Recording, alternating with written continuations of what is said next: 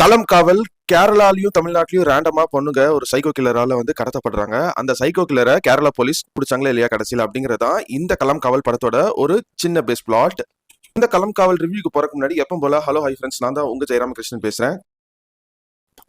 களம் காவல் இந்த படத்தை பொறுத்த வரைக்கும் மம்முட்டி அண்ட் விநாயகன் இவங்க 2 பேர் தான் ஷோ ஸ்டீலர்ஸ். ஆனா என்னை பொறுத்த வரைக்கும் மம்முட்டி தான் ஓவரால் ஒன் மேன் சொல்ற வந்து இந்த படத்தை த்ரூ அவுட் ஒரு நெகட்டிவ் ஷேட்ல ரொம்ப அழகா கொண்டு போயிருந்தாரு.